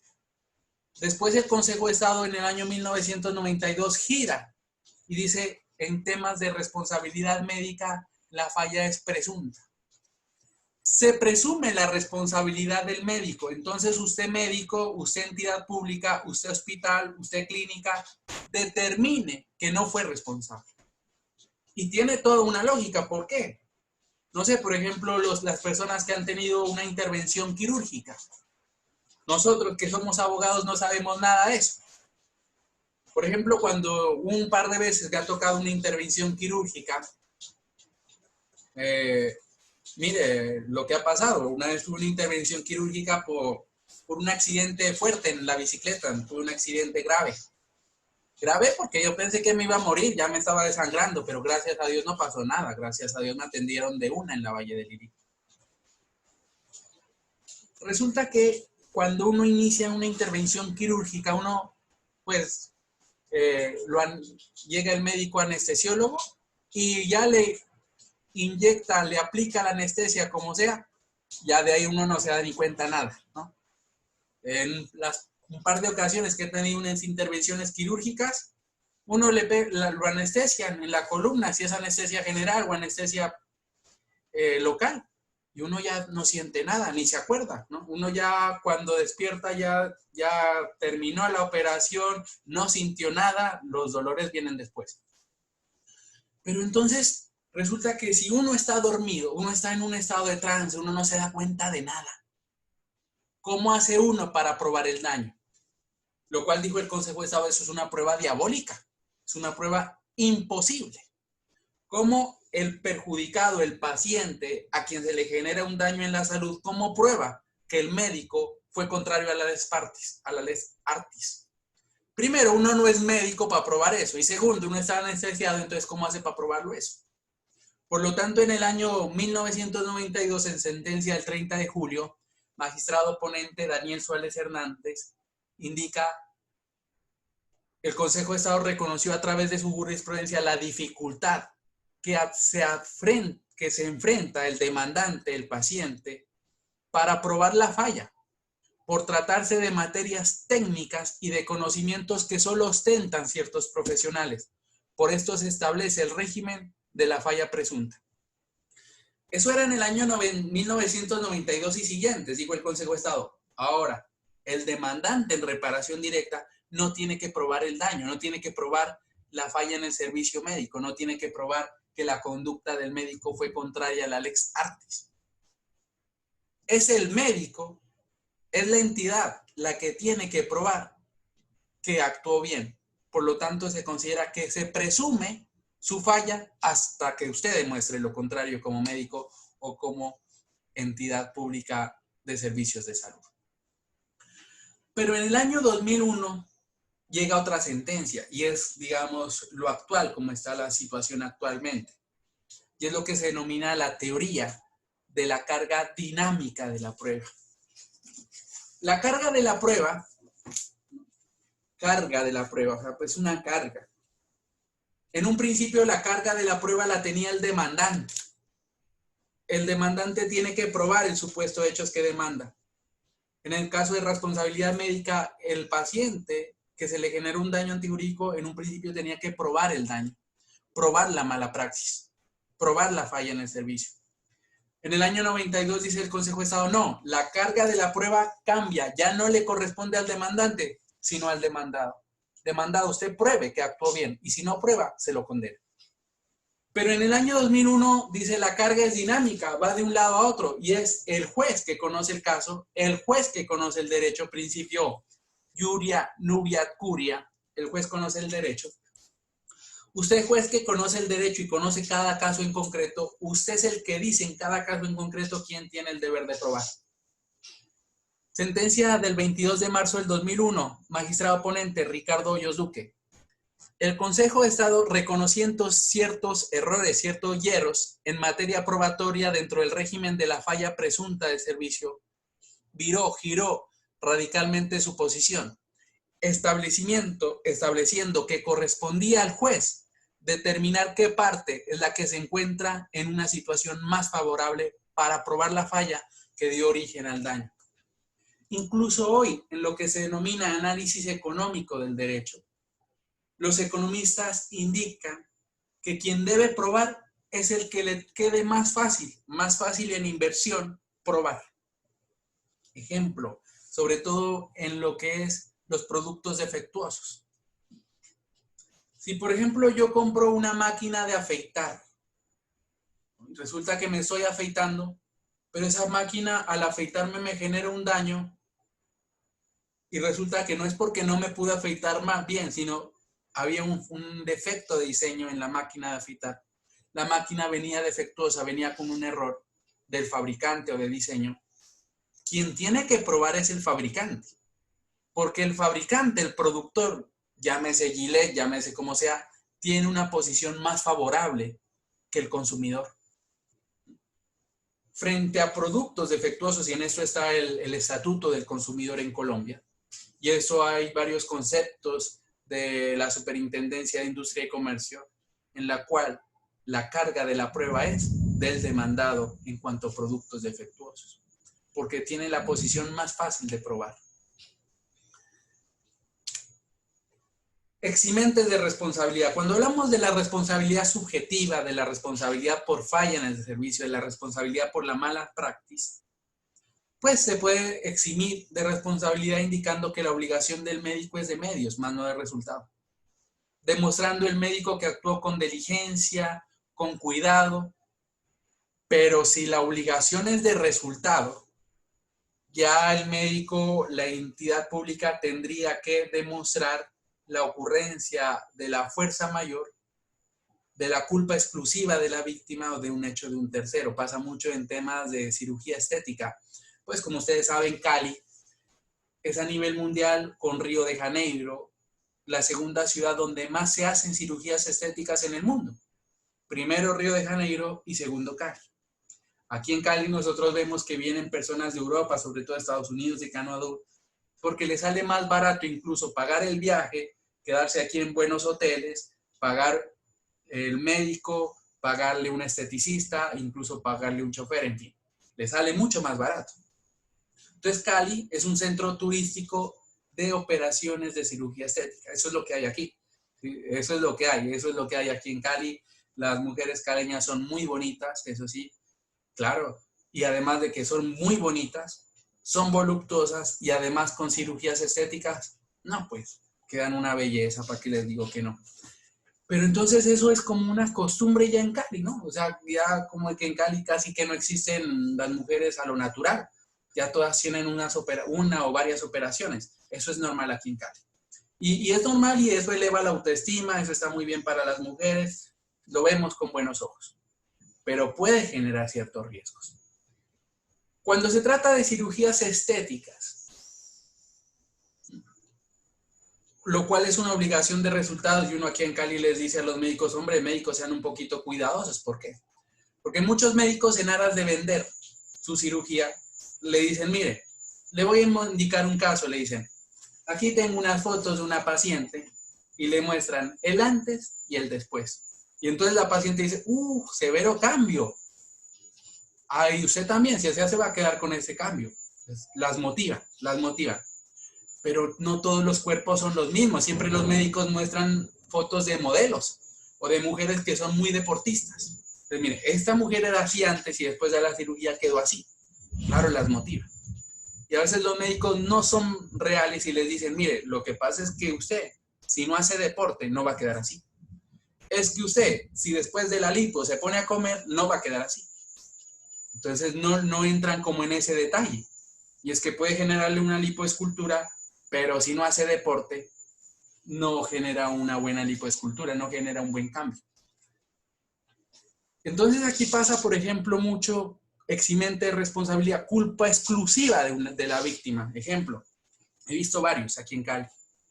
El médico les dice, por ejemplo, no, al realizarse una lipoescultura, al inyectarse grasa en los glúteos, porque en Colombia hemos visto que en aras de la belleza se han inyectado silicona en los glúteos, se han inyectado biopolímeros en los glúteos, se han inyectado hasta cemento en los glúteos. Hemos visto casos en Cali que se han inyectado silicona en los glúteos, se han inyectado silicona industrial, aceite industrial, lo cual hoy ya se reconoce por parte de los médicos que lo único que se puede inyectar en los glúteos, el caso de esta mujer que es muy bonita, Jessica Cediel, ¿no? Se inyectó biopolímeros y muchos más. Los médicos dicen hoy, lo único que se puede inyectar en los glúteos es la misma grasa del cuerpo. No le pueden inyectar elementos extraños, sino la misma grasa de su propio cuerpo. Así sí se puede. Entonces, después de inyectarle la misma grasa de su cuerpo en los glúteos, le dice el médico, resulta que usted tiene que hacerse como mínimo 14 masajes con un esteticista, como mínimo. Y me han dicho las mujeres que se han operado los glúteos que la operación no duele, que duelen más los masajes. Que el primero es pasable, pero que después cada vez duelen más los masajes. Y le dice el médico, hay que hacerse como mínimo 14. Si usted se puede hacer 30, mejor. Pero como mínimo 14 masajes con una esteticista. Algunas no se hacen los 14 porque dicen, no, me voy a ahorrar el dinero. Algunas el médico le dice, mire, usted tiene que sentarse en unos flotadores, en unas llantas, depende, ¿no? Pues depende, ¿no? De la mujer. Llanta de carro, llanta de moto, llanta de bicicleta. Ya si es muy grande, incluso llanta de camión, pues. Y así es. Entonces le dice, mire, usted cuando se siente, no se siente en cualquier silla, sino en un flotador el primer mes. Y al principio las mujeres sí se sientan en el flotador, pero después como que se olvidan, ya no, ya el flotador ya no quiero y se sientan normal.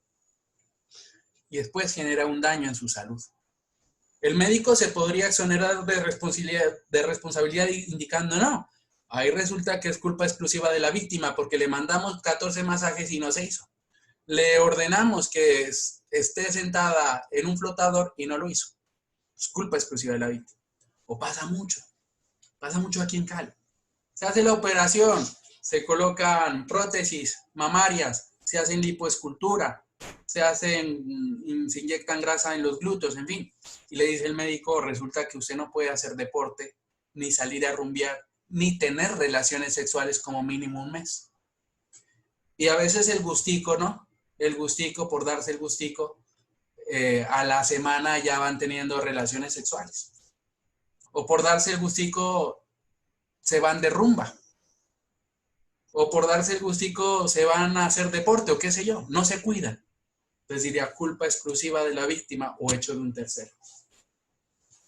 Pues claro, si bien es cierto, el tema de cirugías estéticas es un tema de obligación de resultados, tiene su eximente de responsabilidad cuando es culpa exclusiva de la víctima o de un tercero. Falla médica en procedimientos quirúrgicos. La falla del servicio puede ser por la inobservancia del deber de cuidado en la realización de cirugías. Errores propios en el modo en que debe realizarse el procedimiento cuando se va en contra del protocolo, de la lex artis.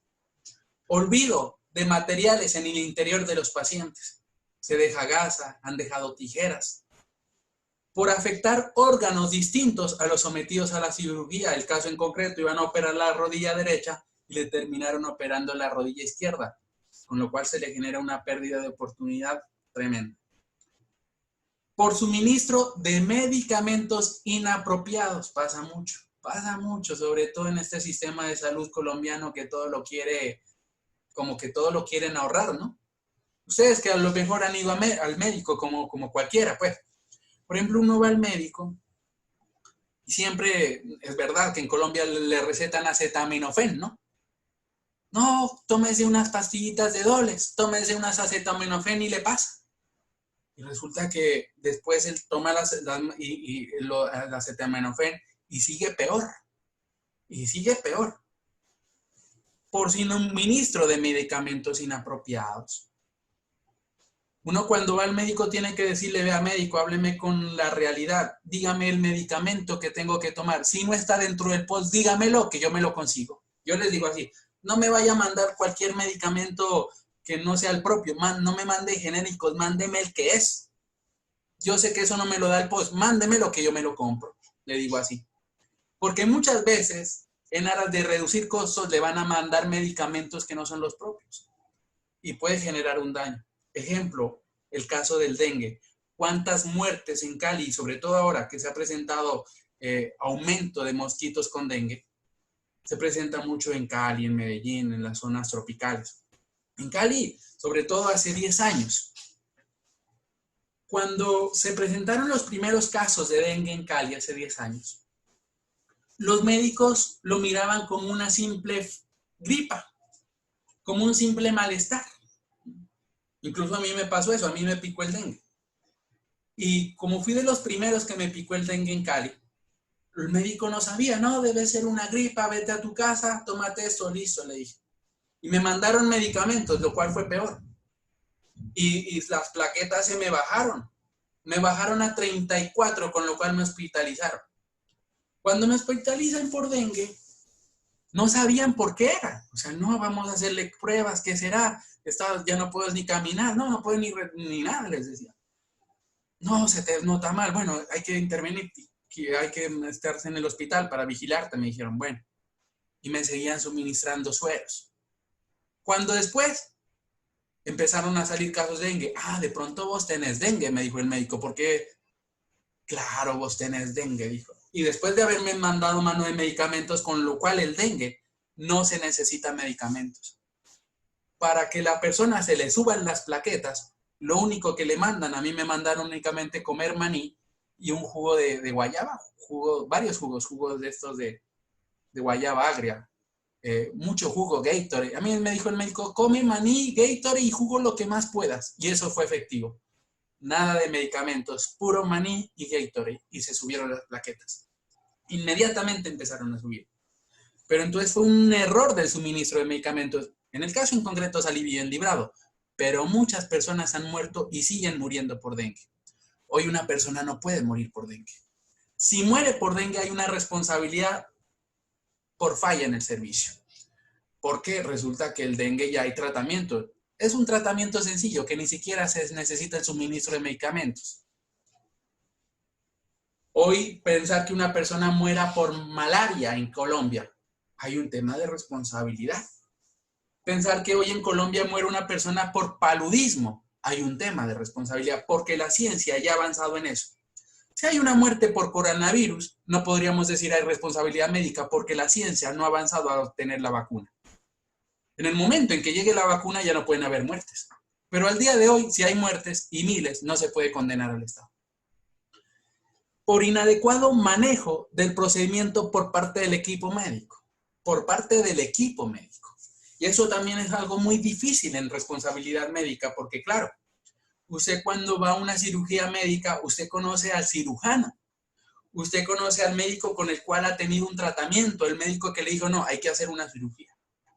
Pero la mayoría de casos, cuando usted ingresa a la cirugía, no conoce al médico, en la mayoría de casos no conoce al médico anestesiólogo, no conoce a la enfermera o enfermero jefe, no conoce en fin, hay un grupo profesional de salud y en últimas usted a quién demanda. Fue, por ejemplo, el caso de que se le van a hacer una operación, una intervención quirúrgica en el estómago. No soy médico, por lo tanto, pues debo hablar con muchos errores, pero quiero que me entiendan. Le van a hacer una intervención médica en el estómago y se deja una gasa. ¿Quién es el culpable de dejar una gasa ahí? ¿El cirujano? ¿El anestesiólogo? ¿El enfermero? ¿La enfermera? ¿Quién de todo ese equipo de trabajo? ¿Quién es el responsable? Lo cual es difícil.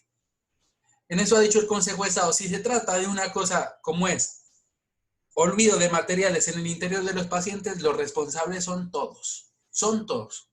Porque la enfermera, enfermero, también es responsable, porque, obvio, cualquiera, así uno no sea médico. Si yo estoy pendiente en una cirugía, simplemente viendo, sin ser médico, y veo que le están dejando una gasa, le digo, médico, como que ahí se le está quedando una gasa, ¿no? O sea, eso es como razonar normal. Entonces, en ese razonamiento normal, cualquiera puede ser responsable. Eso es lo difícil también de la responsabilidad médica, que en últimas, como quien realiza la intervención quirúrgica es un equipo médico, muchas veces la responsabilidad queda en nadie. Queda en nadie, ese es uno de los grandes problemas en responsabilidad médica. Otra de las causales en responsabilidad médica es la omisión del deber de seguridad y cuidado debido de los pacientes. Pasa mucho en Cali. La obligación de seguridad y deber de cuidado y vigilancia asumidos por los hospitales en relación con los pacientes se refiere al compromiso de evitar que los pacientes sufran algún daño durante el tiempo que permanezcan internados en la institución. Y pasa mucho porque ustedes saben que los hospitales son hospitales donde uno puede encontrar bacterias, virus y otro tipo de enfermedad.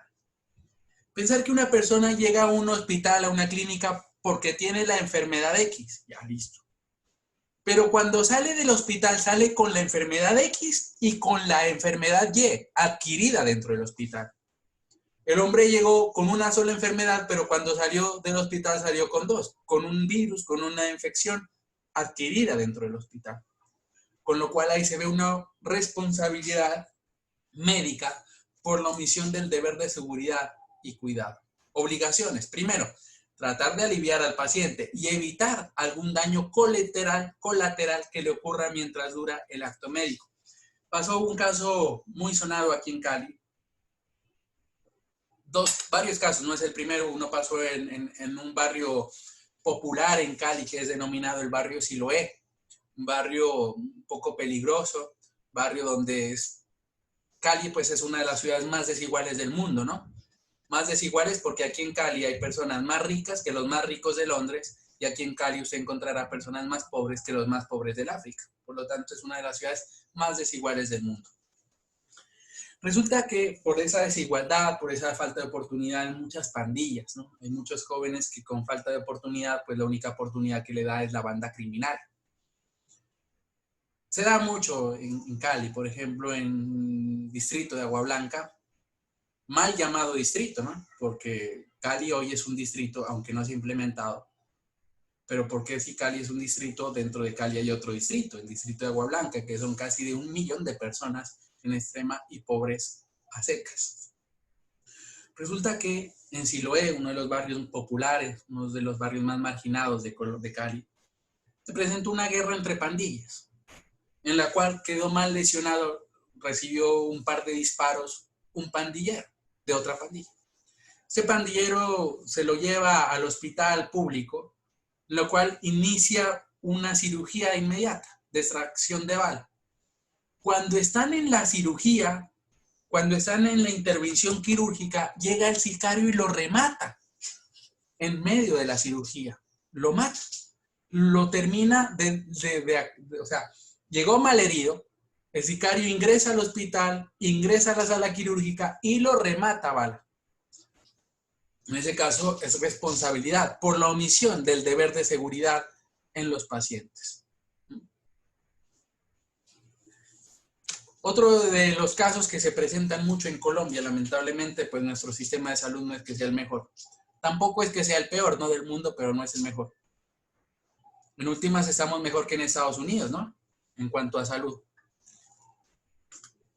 Por lo menos aquí hay más cobertura que en Estados Unidos, y en Estados Unidos es muy costosa el tema médico. El tema de las remisiones, lo que se ha conocido en Colombia como el paseo de la muerte, ¿no? El paseo de la muerte. Se presenta mucho en Cali, porque aquí en Cali, como lo ha demostrado la propia alcaldía de Santiago de Cali, hay una mafia en las ambulancias. Resulta que, por ejemplo, se presenta en Cali, y es que hay un accidente de tránsito en la autopista sur, y queda una persona malherida. Entonces, lo más lógico es que esta persona se lo lleve a un hospital cercano. Si estamos en el sur, ¿por qué no lo llevó a la Valle Lilí, a la Clínica Farallones? No. Sino que la ambulancia, porque tiene convenio, un convenio entre comillas ilegal, con un hospital en el norte, no lo lleva al hospital más cercano, sino que atraviesa toda la ciudad y muere en la ambulancia. Eso es una responsabilidad por lo que en Colombia se ha llamado el paseo de la muerte. O también por remisiones. Ocurren cuando un paciente, al ser trasladado a otro hospital, debe esperar demasiado tiempo, lo que puede llevar a empeorar su afección. Las causas de la demora son variadas: falta de cupo, ambulancias insuficientes, trámites administrativos, instalaciones inadecuadas, equipos quirúrgicos en mal estado, pocas reservas de sangre, medicamentos inapropiados, entre otros. La Corte Constitucional ha señalado que la prestación del servicio de salud es un derecho público, es un derecho fundamental que no puede interrumpirse porque afecta aspectos inherentes a la existencia del ser humano. Entonces hemos visto en Cali, por ejemplo, no, en ese hospital no lo atendemos porque no nos han pagado el contrato. No, aquí no lo atendemos porque usted no tiene carnet de la EPS tal. Lo cual está afectando gravemente el derecho a la salud. No puede ser interrumpido. Primero está la vida. Tratar de responder. El caso del desparasitante, la muerte de los niños, caso reciente, sí. Incluso el caso me recuerda el caso de que han sufrido muchas niñas, ¿no?, jóvenes. El caso de la vacuna contra el papiloma humano. Papiloma humano, que es una enfermedad venérea es la enfermedad venérea que más existe en Colombia, ¿no? El papiloma humano. Lo que pasa es que el papiloma humano no genera una muerte inmediata. No es como el SIDA, no es como otras enfermedades venéreas más fuertes, pero en últimas es una enfermedad venérea. Entonces, incluso se ha visto casos que a los 15 años ya hay niños con papiloma humano. El papiloma humano son unas verrugas que crecen en las partes genitales, en el pene, en los testículos, en la vagina, en las partes genitales, en el colon incluso. Entonces hay vacuna ya contra el papiloma humano. Y entonces, en aras de prevenir, se iniciaron políticas públicas para vacunar a todas las niñas de 15 a 16 años. Vacunas masivas. Por regla general, las personas reciben esa vacuna y no pasa nada. Sirve para prevenir. Pero ha habido casos excepcionales en Colombia que les inyectan la vacuna contra el papiloma humano y eso genera alteraciones en la persona. Entonces ahí tendría que verse sí una responsabilidad por el daño antijurídico producto de la vacuna del papiloma humano. Cada caso en concreto, no debería probarse el daño en cada caso en concreto. Juan Sebastián Mazorra dice, error de diagnóstico, que cause daño antijurídico produce como consecuencia la pérdida de oportunidad como daño autónomo indemnizable. Sí, muy bien, como daño autónomo. Esto la jurisprudencia del Consejo de Estado ha venido recalcando, hay muchas que lo ven así, la cual dicen regímenes de responsabilidad, falla de servicio, régimen subjetivo, régimen objetivo, daño especial y riesgo excepcional.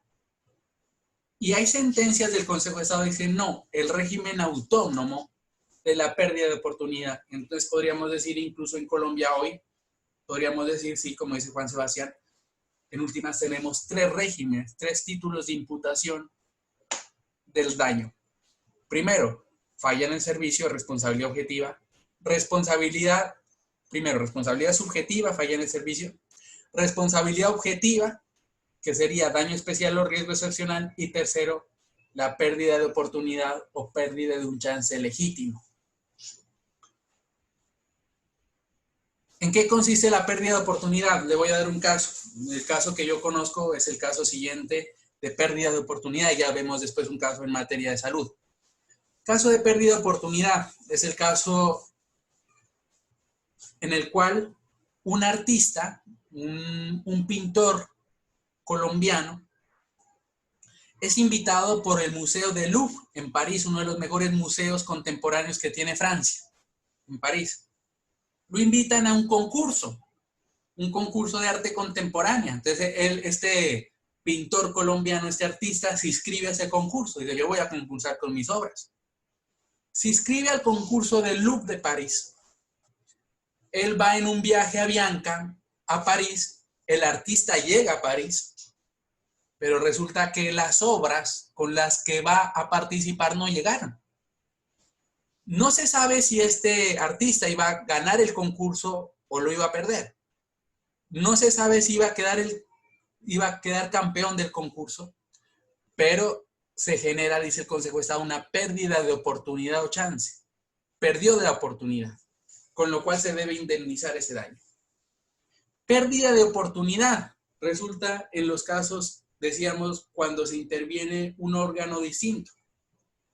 Resulta que es un jugador de fútbol. Los jugadores de fútbol pues sufren mucho de lesiones en la rodilla, ¿no? Caso de Ronaldo, del gordo Ronaldo, del delantero Ronaldo, en fin, muchos casos, ¿no? de futbolistas. Los futbolistas generalmente sufren de lesiones en la rodilla. Entonces resulta que un futbolista, por poner un ejemplo, tiene una lesión y hay que intervenir la rodilla derecha. El médico le dice, no, si intervenimos la rodilla derecha, seguramente en 6 meses puedes volver a jugar fútbol. Ah, bueno, entonces hagamos la intervención. Y el médico, en vez de intervenir la derecha, le interviene la izquierda. Pérdida de oportunidad, porque claro, si le hubiera operado la que era la derecha, puede volver a ser futbolista.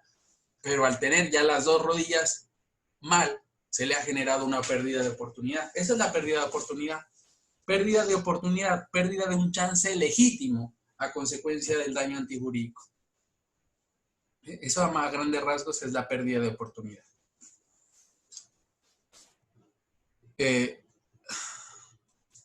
Bueno, entonces, siguiendo con las diapositivas. Omisión del deber de cuidado, remisiones. El tema del procedimiento de ginecología y obstetricia. Ginecología abarca el diagnóstico y manejo electivo o de urgencia de todas las patologías ginecológicas, incluyendo la planificación familiar. Vamos a ver ahorita un caso de eso. Obstetricia hace referencia a la atención médica desde el embarazo, parto y fenómenos posteriores al alumbramiento, hasta que el útero involuciona completamente. La atención del parto comprende a su vez la atención de este a través de cesárea, parto vaginal, parto instrumentado y fase de posparto inmediata. Bueno, de pronto las que son madres conocerán más de eso, pero en últimas se presentan muchos daños antijurídicos en el tema de la obstetricia, del parto. No soy médico, ni siquiera conozco de esto a detalle, pero voy a utilizar términos que a lo mejor son errados para los médicos. Y es que resulta que cuando la mujer va a ya tener el parto, ya va a generar el alumbramiento, va a nacer el bebé, los médicos dicen, la están viendo siempre el médico ginecólogo, Dice, vamos a dejar, dicen ellos los médicos así, vamos a dejar que el útero evolucione solo. Vamos a dejar que el útero, la vagina, se abra. Se va dilatando ella sola. Se empieza a abrir, abrir, abrir. Dicen, vamos a esperar, dicen ellos, hasta que se abra 11 centímetros. Pero resulta que a veces la dejan como desamparada y el médico se va a hacer otras cosas, se va a hacer otra operación. Dice, ya vengo, vamos a ver cómo evoluciona el útero, esperemos que siga abriendo. Y se descuida la paciente y ya la paciente ya abrió mucho el útero, con lo cual se puede generar un daño al que está por nacer. Entonces, digamos que en cuanto a los procedimientos de ginecología y obstetricia, el consejo estaba indicado que es una responsabilidad objetiva, directa, estricta. Vamos a ver unos ejemplos que nos trae acá el profesor Oriol Mir Puig-Pelat sobre la responsabilidad médica. Dice, solo se puede demandar daños antijurídicos, más no daños no antijurídicos. No se puede demandar los daños jurídicos. Dice aquí. Ejemplo, daños no antijurídicos sería la sanción, orden, bueno, en este caso, se exonera de responsabilidad si prueba que el daño era inevitable según el estado de conocimiento de la ciencia y de la técnica. Es el caso de los infectados con el VIH en España. Se presentaron varios casos de personas que fueron contagiadas por el VIH, por el SIDA y la hepatitis C. Ejemplo, caso del torero César Rincón.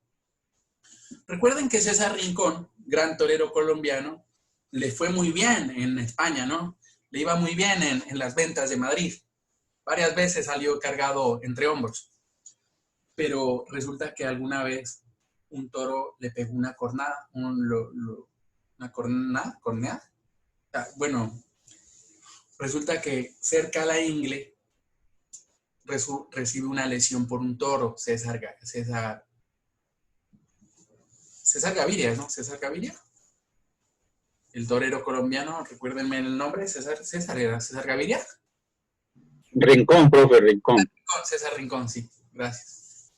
César Rincón, él digamos, por la herida tan grave que fue, él fue intervenido en la misma, en el mismo, en las ventas de Madrid, o sea, en el mismo coliseo, poco para los toros, ¿no? No me gustan los toros ni nada de eso, pero es el caso en concreto que él fue infectado de hepatitis C, porque en su momento fue necesaria una transfusión de sangre.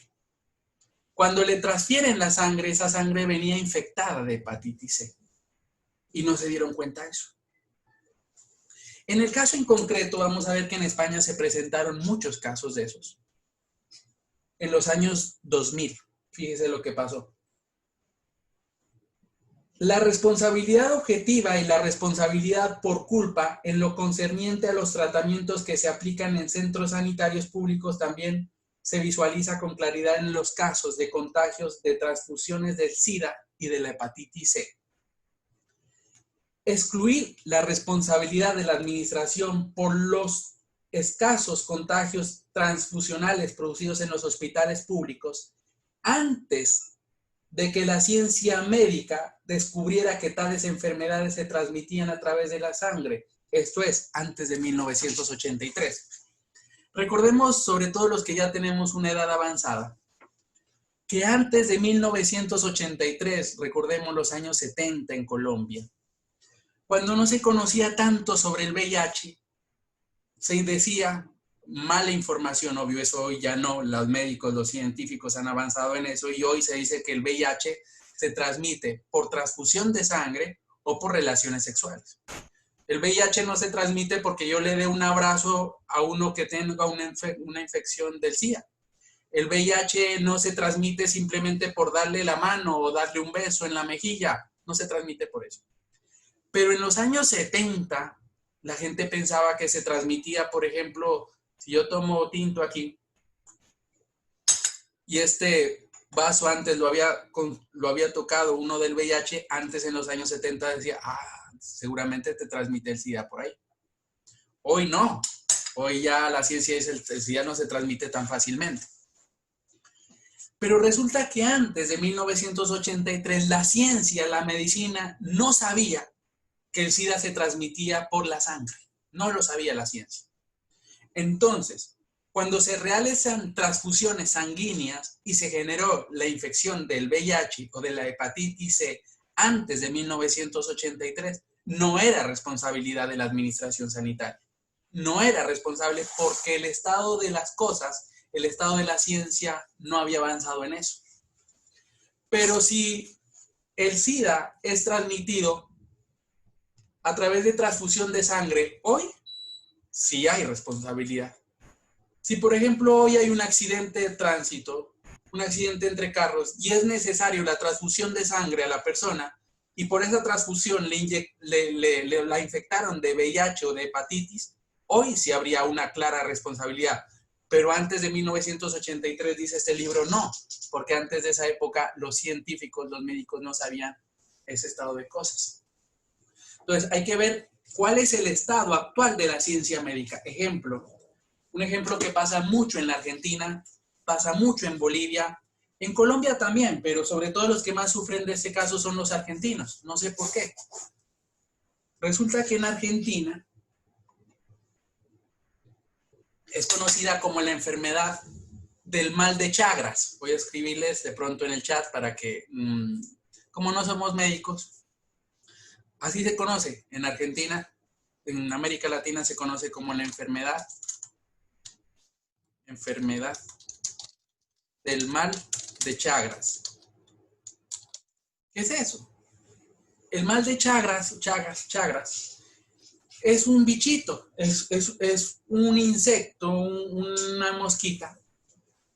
Este insecto solo se da en viviendas pobres, en viviendas que son en bareque, en viviendas que son en barro, en un barro especial.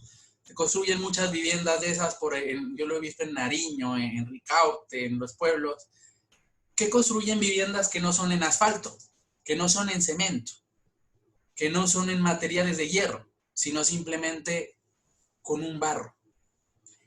Esas viviendas que son viviendas precarias, son viviendas que generalmente la tienen las personas de estrato pobre, las llamadas en Argentina las villas de miseria. En Argentina llaman las villas, ¿no? Recordemos, por ejemplo, la villa del Apache, ¿no? Los que nos gusta el fútbol sabemos que en el Boca, el barrio La Boca, barrio Boca que queda en Buenos Aires, este barrio es muy popular, ¿no? El barrio Boca, hay tango, pero también hay barrios muy pobres, villas de miseria, como llaman los argentinos. Hay un barrio en La Boca que es el barrio Fuerte Apache. En el barrio Fuerte Apache nació uno de los grandes jugadores de fútbol y ejemplo a seguir como persona, Carlos Tevez. Carlitos Tevez, gran jugador de Argentina, número 9, jugador del Manchester City. Carlitos Tevez nace de la miseria, nace en una villa de miseria. Resulta que en Argentina, que Argentina es también uno de los países más desiguales, ¿no? La gran Buenos Aires. Buenos Aires tiene como 16 millones de habitantes y muchos en pobreza extrema. Sobre todo en la parte rural de la Argentina, las personas por la falta de oportunidad construyen las viviendas en bareque, construyen las viviendas en barro. En México lo llaman los ranchos de miseria, en Colombia lo llamamos los cambuches. Se presenta en estas casas en la cual ese bichito, ese mosco, nace en ese barrio, en esa vivienda de barro. Ahí se reproduce ese mosco. Y es un mosquito, un insecto que lo pica, y cuando lo pica no pasa nada, simplemente un picón como cualquier insecto y ya está. Pero después de años, eso es que no es una enfermedad de una que se nota, sino después de años, promedio 10 años.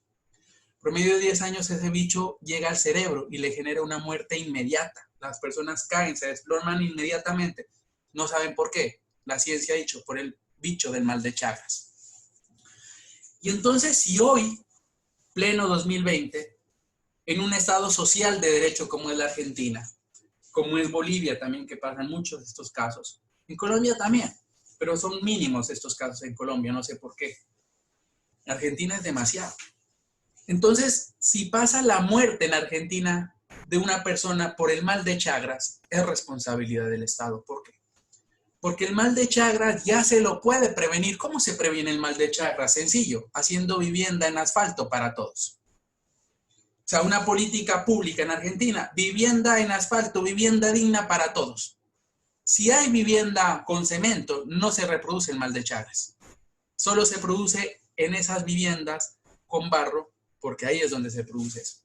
Incluso, desde los años 80 ya se creó la vacuna contra el mal de Chagas.